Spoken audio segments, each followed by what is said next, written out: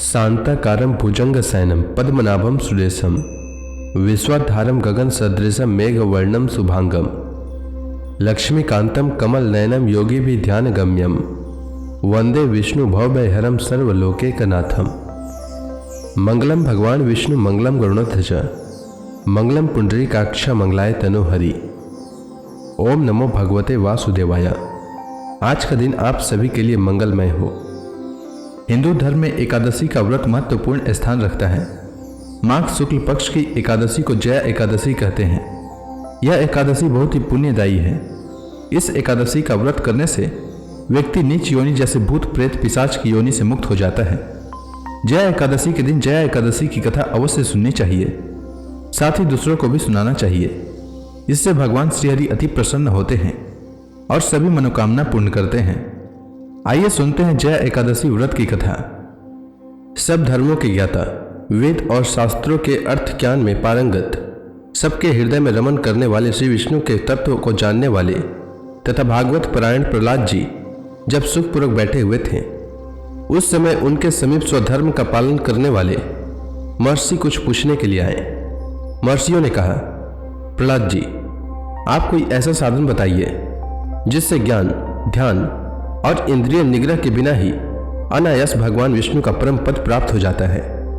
उनके ऐसा कहने पर संपूर्ण लोगों के हित के लिए उद्धत रहने वाले विष्णु भक्त महाभाग प्रहलाद जी ने संक्षेप में इस प्रकार कहा, महर्षियों, जो 18 पुराणों का सार से भी सारतर तत्व है, जिसे कार्तिकेय जी के पूछने पर भगवान शंकर ने उन्हें बताया था, उसका वर्णन करता हूं, सुनिए।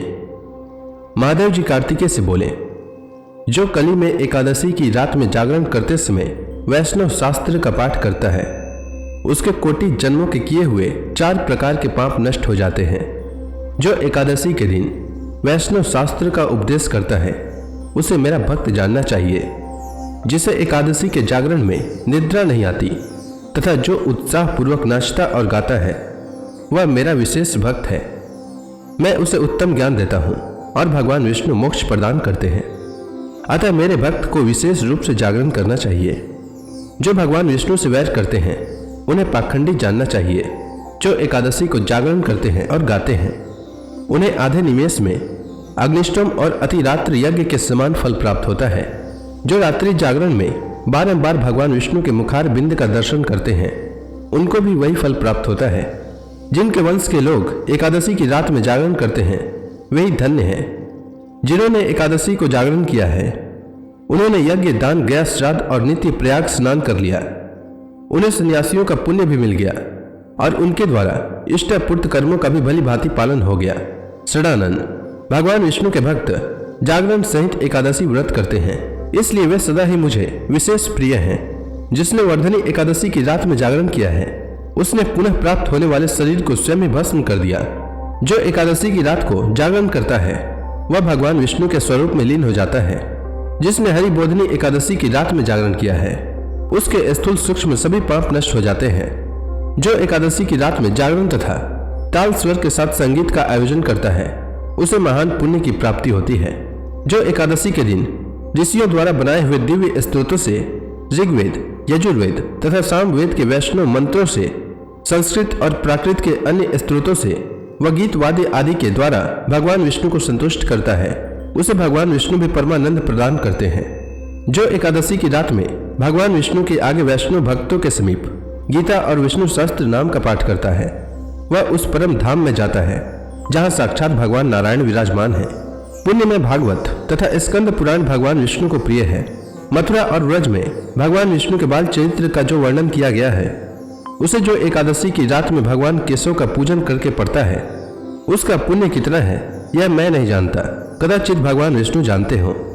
बेटा, भगवान के समीप गीत, नृत्य और स्तोत्र पाठ आदि से जो फल होता है, वही कली में श्रीहरि के समीप जागरण करते समय विष्णु सहस्त्र नाम, गीता तथा श्रीमद् भागवत का पाठ करने से सहस्त्र गुना होकर मिलता है। जो श्रीहरि के समीप जागरण करते समय रात में दीपक जलाता है, उसका पुण्य 100 कल्पों में भी नष्ट नहीं होता।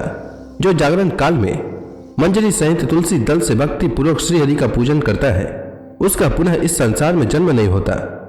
स्नान, चंदन, लेप, धूप, दीप, नैवेद्य और तांबुल, यह सब जागरण काल में भगवान को समर्पित किया जाए तो उससे अक्षय पुण्य होता है।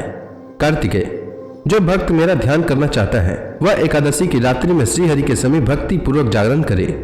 एकादशी के दिन जो लोग जागरण करते हैं उनके शरीर में इंद्र आदि देवता आकर स्थित हो जाते हैं। जो जागरण काल में महाभारत का पाठ करते हैं वे उस परम धाम में जाते हैं जहाँ सन्यासी महात्मा जाया करते हैं। जो उस समय श्री रामचंद्र जी का चरित्र दशकंठ वध पढ़ते हैं वे योग वेताओं की गति को प्राप्त होते हैं। जिन्होंने श्रीहरि के समीप जागरण किया है उन्होंने 4 वेदों का स्वाध्याय, देवताओं का पूजन, यज्ञों का अनुष्ठान तथा सब तीर्थों में स्नान कर लिया। श्री कृष्ण से बढ़कर कोई देवता नहीं है और एकादशी व्रत के समान दूसरा कोई व्रत नहीं है। जहाँ भागवत शास्त्र है, भगवान विष्णु के लिए जहाँ जागरण किया जाता है और जहाँ शालिग्राम शिला स्थित होती है वहाँ साक्षात भगवान विष्णु उपस्थित होते हैं। जया एकादशी की कथा के अनुसार एक बार महाराज युधिष्ठिर भगवान श्री कृष्ण से कहते हैं, हे भगवान, अब कृपा कर आप मुझे माघ माह के शुक्ल पक्ष की एकादशी के संबंध में विस्तार पूर्वक बताएं। शुक्ल पक्ष की एकादशी में किस देवता का पूजन किया जाता है तथा इस एकादशी के व्रत की क्या कथा है, उसके करने से किस फल की प्राप्ति होती है। भगवान श्री कृष्ण ने कहा, हे युधिष्ठिर, माघ माह के शुक्ल पक्ष की एकादशी को जया एकादशी कहते हैं। इस एकादशी के उपवास से मनुष्य भूत प्रेत पिशाच आदि की योनि से छूट जाता है। अतः इस एकादशी के उपवास को विधि अनुसार करना चाहिए। अब मैं तुम्हें जया एकादशी के व्रत की कथा सुनाता हूं, तुम ध्यान पूर्वक श्रवण करो। एक बार देवताओं के राजा इंद्र नंदन वन में भ्रमण कर रहे थे। चारों तरफ किसी उत्सव का सा माहौल था। गंधर्व गा रहे थे और गंधर्व कन्याएं नृत्य कर रही थी। वहीं पुष्पति नामक गंधर्व कन्या ने माल्यवान नामक गंधर्व को देखा और उस पर आसक्त होकर अपने हाव भाव से उसे रिझाने का प्रयास करने लगी। माल्यवान भी उस गंधर्व कन्या पर आसक्त होकर अपने गायन का सुर ताल भूल गया। इससे संगीत की लय टूट गई और संगीत का सारा आनंद बिगड़ गया। सभा में उपस्थित देवगणों को यह बहुत बुरा लगा। यह देखकर देवेंद्र भी रुष्ट हो गए। संगीत एक पवित्र साधना है, इस साधना को भ्रष्ट करना पाप है। अतः क्रोधवश इंद्र ने पुष्पति तथा माल्यवान को शाप दे दिया। देवेंद्र ने कहा, संगीत की साधना को अपवित्र करने वाले माल्यवान और पुष्पति, तुमने देवी सरस्वती का घोर अपमान किया है, अतः तुम्हें मृत्यु लोक में जाना होगा। गुरुजनों की सभा में असंयम और लज्जाजनक प्रदर्शन करके तुमने गुरुजनों का भी अपमान किया है, इसलिए इंद्र लोक में अब तुम्हारा रहना वर्जित है। अब तुम अधम पिशाच असंयमी का सा जीवन बिताओगे। देवेंद्र का शाप सुनकर वे अत्यंत दुखी हुए और हिमालय पर्वत पर पिशाच योनि में दुख पूर्वक जीवन यापन करने लगे। उन्हें गंध रस स्पर्श आदि का तनिक भी बोध नहीं था। वहीं उन्हें असहनीय दुख सहने पड़ रहे थे। रात दिन में उन्हें एक क्षण के लिए भी नींद नहीं आती थी। उस स्थान का वातावरण अत्यंत शीतल था, जिसके कारण उनके रोए खड़े हो जाते थे, हाथ पैर सून पड़ जाते थे, दांत बजने लगते थे। एक दिन उस पिशाच ने अपनी स्त्री से कहा, न मालूम हमने पिछले जन्म में कौन सा पाप किए हैं, जिसके कारण हमें इतनी दुखदायी यह पिशाच योनि प्राप्त हुई है। पिशाच योनि से नरक के दुख सहना कहीं ज्यादा उत्तम है। इसी प्रकार के अनेक विचारों को कहते हुए अपने दिन व्यतीत करने लगे। भगवान की कृपा से एक बार माघ माह के शुक्ल पक्ष की जया एकादशी के दिन इन दोनों ने कुछ भी भोजन नहीं किया और न ही कोई पाप कर्म किया। उस दिन मात्र फल फूल खाकर ही दिन व्यतीत किया और महान दुख के साथ पीपल के वृक्ष के नीचे विश्राम करने लगे। उस दिन सूर्य भगवान अस्तांचल को जा रहे थे। वह रात इन दोनों ने एक दूसरे से सटकर बड़ी कठिनता से काटी। दूसरे दिन प्रातः काल होते ही प्रभु की कृपा से इनकी पिशाच योनि से मुक्ति हो गई और पुनः अपनी अत्यंत सुंदर अप्सरा और गंधर्व की देह धारण करके तथा सुंदर वस्त्रों तथा आभूषणों से अलंकृत होकर दोनों स्वर्ग लोक को चले गए। उस समय आकाश में देवगण तथा गंधर्व इनकी स्तुति करने लगे। नागलोक में जाकर इन दोनों ने देवेंद्र को दंडवत किया। देवेंद्र को भी उन्हें उनके इस रूप को देखकर महान विस्मय हुआ और उन्होंने पूछा, तुम्हें पिशाच योनि से किस प्रकार मुक्ति मिली, उसका पूरा वृतांत मुझे बताओ। देवेंद्र की बात सुनकर माल्यवान ने कहा, हे देवताओं के राजा इंद्र, श्रीहरि की कृपा तथा जया एकादशी के व्रत के पुण्य से हमें पिशाच योनि से मुक्ति मिली है।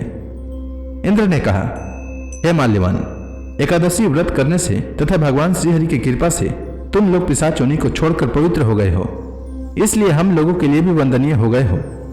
क्योंकि शिव तथा विष्णु भक्त हम देवताओं के वंदना करने योग्य हैं, अतः आप दोनों धन्य हैं। अब आप प्रसन्नता पूर्वक देवलोक में ही निवास कर सकते हैं। भगवान श्री कृष्ण ने कहा, हे युधिष्ठिर, इस जया एकादशी के उपवास से कुयोनि से सहज ही मुक्ति मिल जाती है। जो मनुष्य इस एकादशी का व्रत कर लेता है उसने मानो सभी तप, यज्ञ और दान कर लिए हैं। जो मनुष्य सदापूर्वक जया एकादशी का व्रत करते हैं वे अवश्य ही सहस्त्र वर्ष तक स्वर्ग में वास करते हैं। तो प्रेम से बोलिए भगवान विष्णु की जय, श्री कृष्ण भगवान की जय, समस्त देवी देवताओं की जय। अब आप सभी भक्तगण हाथ जोड़कर भगवान श्री हरि का ध्यान करें। आरती होने वाली है। ओम जय एकादशी माता, मैया जय एकादशी माता। विष्णु पूजा व्रत को धारण करके, विष्णु पूजा व्रत को धारण करके शक्ति मुक्ति पाता।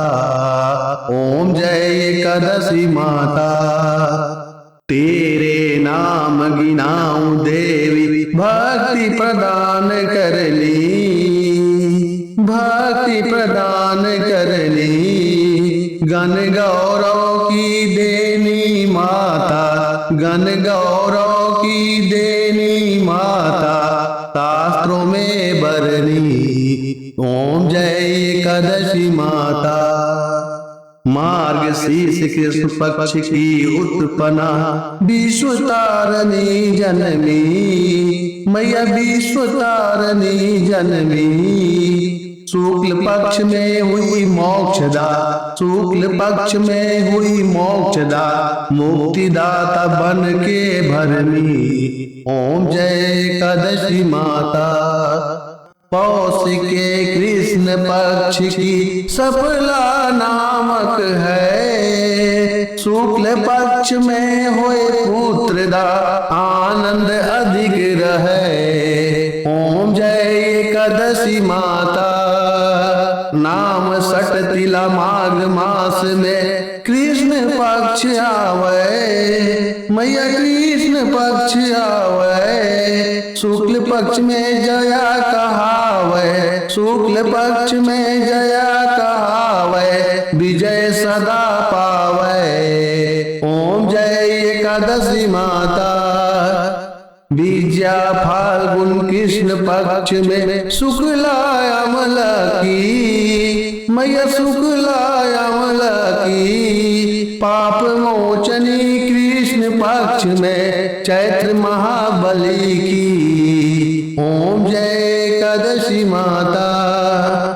चैत्र शुक्ल में नाम कामदा, धन देने वाली, मैया धन देने वाली। नाम बरूथनी कृष्ण पक्ष में बैसाख माहवाली।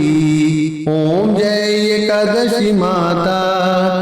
शुक्ल पक्ष में होए मोहिनी, अपराज्येष्ठ कृष्ण पक्षी, मैया अपराज्येष्ठ कृष्ण पक्षी। नाम निर्जला सब सुख करने, शुक्ल पक्ष रखी। ओम जय एकादशी माता।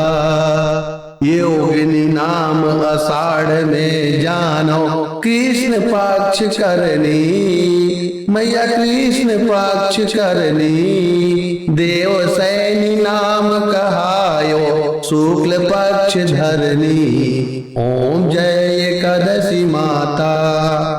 कामिका श्रावण मास में आवे, कृष्ण पक्ष कहिए। श्रावण शुक्ला होए पवित्रा, आनंद से रहिए। ओम जय एकादशी माता। अजा भाद्रपद कृष्ण पक्ष की परिवर्तनी शुक्ला, मैया परिवर्तनी शुक्ला। इंद्राश्विन कृष्ण पक्ष में व्रत से भव सागर निकला। ओम जय एकादशी माता। पापांकुश है शुक्ल पक्ष में आप हरणहारी, मैया आप हरणहारी। रमा मास कार्तिक में आवे सुखदायक भारी। ओम जय एकादशी माता देवोत्थान शुक्ल पक्ष की दुख नाशक मैया। पावन मास में करो विनती पार करो नैया। ओम जय एकादशी माता परमा कृष्ण पक्ष में होती जन मंगल करनी। मैया जन मंगल करनी। शुक्ल मास में होए पधिनी दुख दरिद्र हरनी। ओम जय एकादशी माता जो कोई आरती एकादशी की भक्ति सहित गावे। मैया भक्ति सहित गावे। जन गुरु दिता स्वर्गवासा निश्चय वह पावे। ओम जय एकादशी माता। तो प्रेम से बोलिए विष्णु भगवान की जय, माता लक्ष्मी की जय।